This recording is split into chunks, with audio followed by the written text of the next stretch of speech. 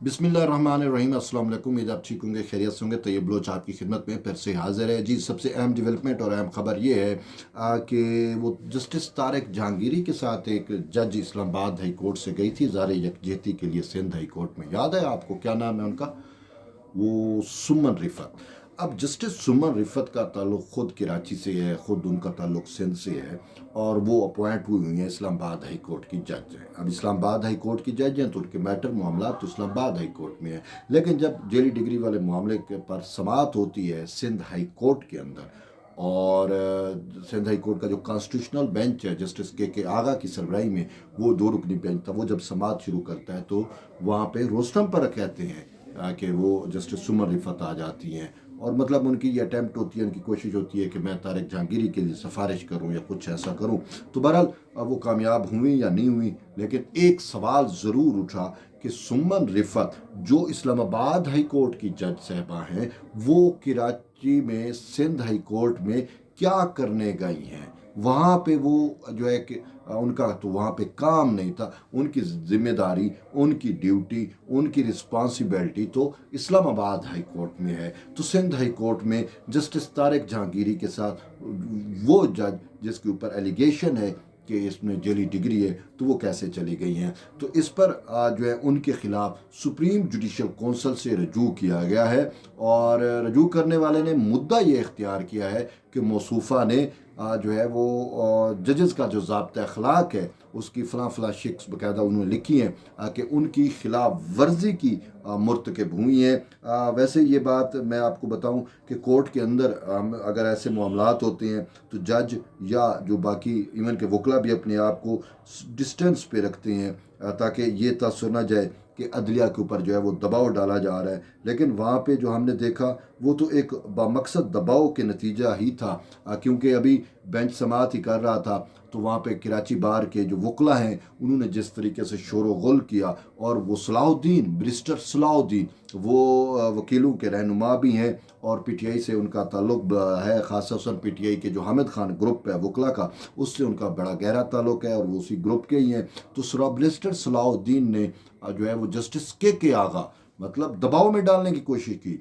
सुमन रिफत भी वहाँ पे मौजूद है, दबाव में डाला गया, और इवन के आगा साहब जो है वो वकला के उस बिहेवियर एटीट्यूड से जो है वो इतने नाला हुए कि वो अपने आर्डर में लिखने पर मजबूर हो गए कि बादियों नज़र में ये तौहीन अदालत का मामला था, अदालत को दबाव में लाने की कोशिश की गई, लेकिन हम जुडिशल रिस्ट्रेन का मुजाहरा करके इनके खिलाफ तौहीन अदालत की कार्रवाई नहीं चलाते। अब उस तौहीन अदालत की कार्रवाई अगर चलाई जाती तो उसमें सुमन रिफत भी शामिल होती, सीधी सी बात है। और फिर अब मामला जो है वो सलाहुद्दीन की जो मैं बात कर रहा था, वो वहाँ पे जजेस के ऊपर शाउट करके कहते हैं कि ये जो है वो पीपल्स कोर्ट है, ये जो है वो पीपल्स कोर्ट मतलब से क्या मतलब है, अवामी कोर्ट। लेकिन उन्होंने जो है वो टांट इस जुमरे में की कि ये जो है वो अब पीपल्स पार्टी की चूँकि सिंध में हुकूमत है, तो उनका कहने का मतलब था कि ये पीपल्स पार्टी की अदालत है, तो इस वजह से वो पीपल्स पार्टी चूँकि अवामी जमात है तो वो पीपल्स अवाम से है, तो वो उन्होंने कहा ये पीपल्स कोर्ट है। लेकिन बात यह है कि लम्हे भर को आप और हम अगर मान भी लें कि ये पीपल्स कोर्ट है, तो भाई अवाम का कोर्ट है ना, अवाम के कोर्ट से आपको क्या मसला है? हाँ, वो ये बल्कि अवाम तो शुक्र अदा करती है कि भाई ये जो है इमरानी कोर्ट नहीं है।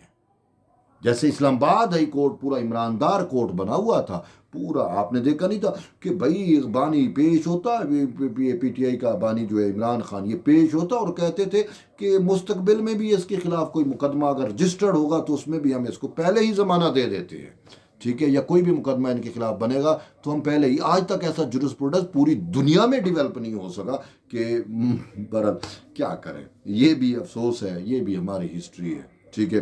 तो अब इस्लामाबाद हाई कोर्ट की ये मौजूद जज साहबा वहाँ पे मौजूद थी, जज को दबाव में डालने की कोशिश की गई, सिंध हाई कोर्ट में रोला रपड़ा सारा किया गया और वहाँ पे हुल्लड़बाजी की गई, नारे लगाए गए, वकला उसकी क्या। अब मुझे नहीं समझ आ रही कि वकला जो आइन और कानून के रखवाले समझे जाते हैं, जो पार्लिमान को सुप्रीम समझते हैं, उसकी सुपरमेसी पे बिलीव करते हैं, उनको अचानक क्या हो गया कि एक जेली डिग्री वाले का तहफ़्फ़ुज़ कर रहे हैं। बात यह है कि आप तहरीकें चलाएं, लेकिन तहरीकें हमेशा जो है हाई मोरल वैल्यूज़ पे चलती हैं। तरीके जो हैं वो मैं जेली डिग्रियों पे, तरीके पॉपुलिज्म पे, पॉपुलिस्ट अप्रोचों पे नहीं चला करती, और ऐसी तरीके नाकाम हो जाया करती हैं, चलती नहीं है तो नाकाम तो फिर भी दूर की बात है।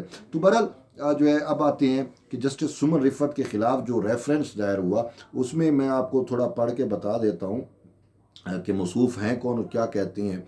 ये एक आम शहरी हैं हाफिज़ एहतशाम अहमद साहब, उनकी जानिब से ये दायर किया गया है और वो कहते हैं कि भाई हमने सुप्रीम जुडिशल कौंसिल को रेफरेंस अरसाल कर दिया है। शहरी हाफिज़ एहतशाम अहमद की जानिब से 5 सफ़ात पर मुश्तमिल रेफरेंस शवाहिद और दस्तावेज़ात के साथ chairman supreme judicial council justice Yahya Afridi को अरसाल किया गया है।